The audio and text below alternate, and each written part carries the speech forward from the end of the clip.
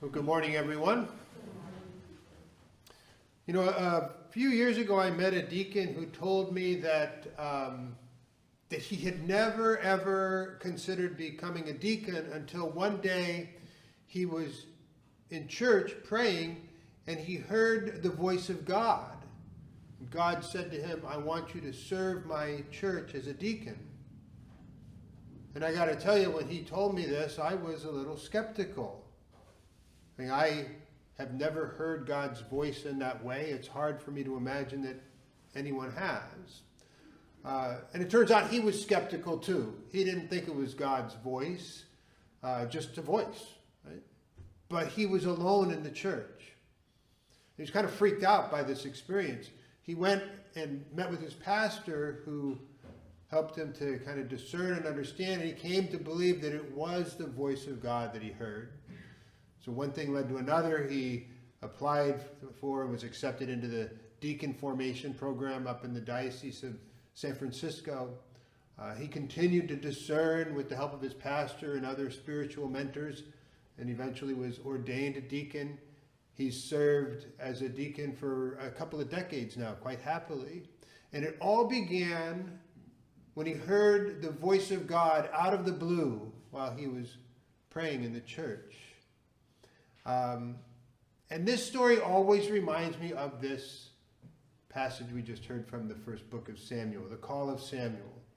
Right? Samuel hears God's voice, and he doesn't know what it is, right? He's confused.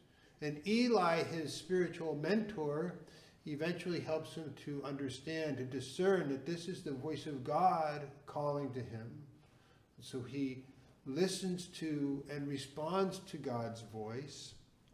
And he goes on to be one of the great prophets, a pivotal figure in salvation history. He ushers in the era of the kings of Israel. He anoints Saul. He anoints David, the first two kings of Israel.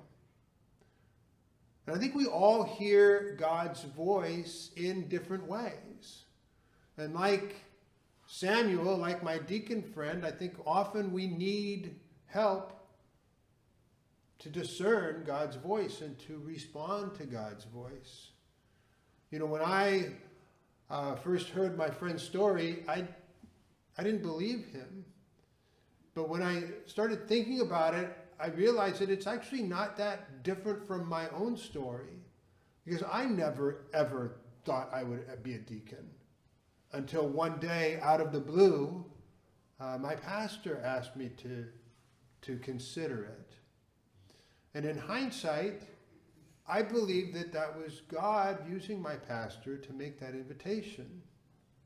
And my friend heard a voice in a church. I heard the voice of my pastor. Both voices made the same invitation. And I believe that both were of God.